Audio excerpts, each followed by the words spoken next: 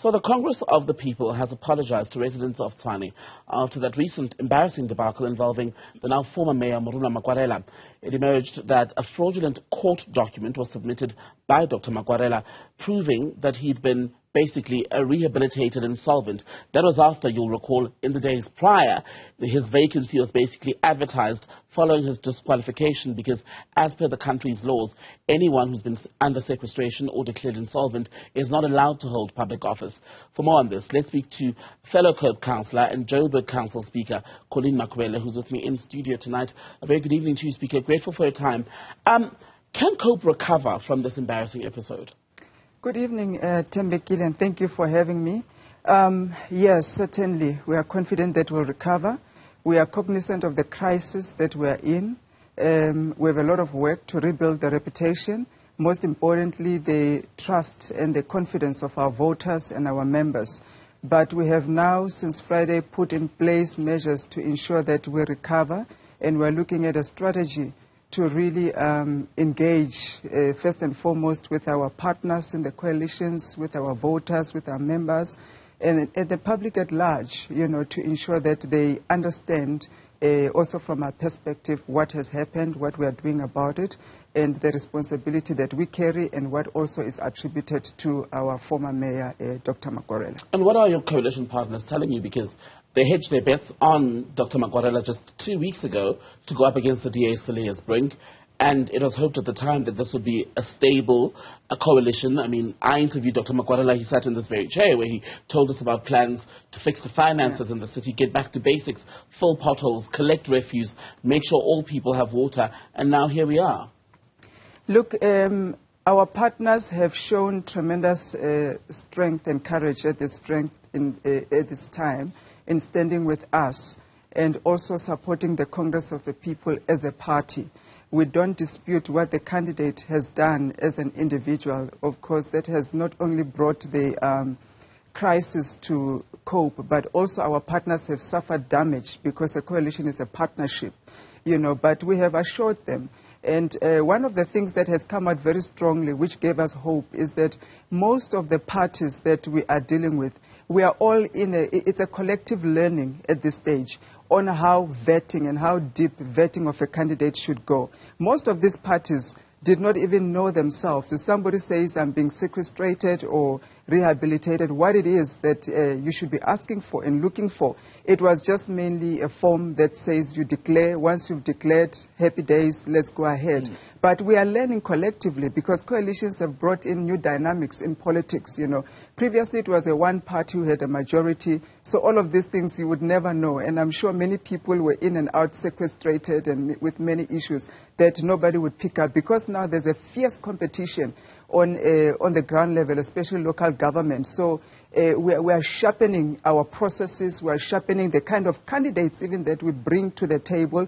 We are even sharpening also the kind of agreements that we have as coalition partners now. So it's evolving. We are growing. It's unfortunate that in this time it's COPE that has to go through this. But our partners are very solid, and they've assured us that once we bring in a strong candidate qualified with credentials, COPE is assured that it will still retain the mayoral seat in the city of Tshwane, and that's what we are working to do. It's alarming, though, that at this stage in our democracy, even if coalitions are new, that political parties who've all existed for more than 10 years, i.e. COPE, the ANC even, the DA who you were in coalition with previously, that none of you with all those years of experience were able to pick up such a problematic issue. Look, and I don't think it's only just political issues, even parties that have that issue, even private entities, you know, private companies themselves, they hit different challenges at different points in time, and it becomes a collective growth to a certain point. We're facing things like cybersecurity, hacking, and things like that no one could have predicted, and people are advancing. Even banks have their own issues of fraud and documentation and fraud in bank accounts. They've existed for hundreds of years. But every time when conditions change, people's behavior change, it necessitates that we relook at policies, codes of conduct. That's why they're renewed all the time. They're not static documents, because it goes with the times, it goes with the dynamics of what's happening. So I don't think, it's proper to just say political parties should have known. Yes, they should have, but, there are processes that must be refined as we go along each and every time. There was a time, your only entry to a political office was that perhaps you've been in the struggle, you've been in exile. That was it. Now things have changed. There must be some qualification. You must show some credentials in terms of a merit in holding office, experience, education, and many other things that were previously not there, if you look at even our previous ministers, etc. So we are evolving. We are moving from, third world operation to first world operation. So things will happen, and we'll refine those processes. But we do take responsibility as a party that more could have been done, especially in this case, to ensure that we ask the right questions when somebody declares, because he did declare, but the right questions were not asked. And that's what we are now trying to close, to say, what are the right questions when somebody says this? What are the right questions when somebody declares that, so that we close every loophole? Let's talk about Dr. Makwarela. He says in his resignation letter it's not an admission of guilt. I mean, really, when the High Court itself has said it did not issue this certificate, in what scenario could he possibly be anything other than a liar, a fraudster? Look, I think he does have a constitutional right, to stand trial before the court of law, and the public and us may have an opinion around it, but until the court declares him to say that was truly fraud, etc., it's at this stage a criminal case that he must go and answer to. And everyone is afforded that right to go through the right process. So, yeah, there are many opinions flying around, but until the court declares him that, we'll just have to wait and let it unfold. But as things stand, are you going to keep him on as a member of COPE? I know he's gone as mayor, he's resigned as a PR councillor, but are you going to terminate his membership, for instance, for bringing you into disrepute? Yeah, the membership was already terminated by Friday. And our leadership came out on Friday to really allude to that the membership has been terminated with immediate effect. He's no longer a COPE councillor, and of course he's the former mayor as well. So he's not within our ranks. I think those kind of transgressions, they are very clearly spelled out in our constitution. There's no two ways about it. You cannot hold a COPE membership if you are alleged to have committed those kind of crimes, and you may not admit to guilt, but evidence is showing us that that has happened. Would life have been easier if he just on Monday just left? Certainly, it would have been easier. It was already difficult that we had to deal with the media crisis around that issue, but now you've added more problems that we must deal with, fraud and lying, etc. On Monday it was much easier because it was a matter of I declared, but then, I didn't really follow through with the process. Because he still had a lawyer's letter saying the issue was not that he didn't have the certificate, but he was looking for it and would find it by Friday. And you have to wonder what was motivating that, if even the court saying it didn't issue that certificate. Was it self-interest? Look, I think at some point, if you don't have your ambitions and desires in check, they overtake you.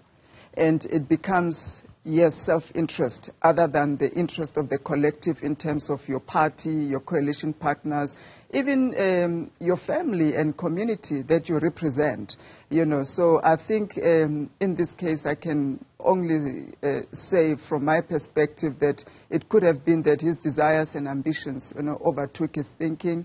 I can understand perhaps where he was at the time and the sort of advices perhaps that he was getting. The lapse of judgment may have happened, but we can't condone it. It's something that we didn't expect from somebody from his caliber, especially with the type of office that you hold, because you hold that office because of the kind of judgment and kind of decisions that you are able to make, not just for yourself, but for a broader collective. That's why you're able to hold a high office. He held your only seat in the Tshwane Council. You've already said the coalition is still looking to cope to field a mayoral candidate. Who will that be?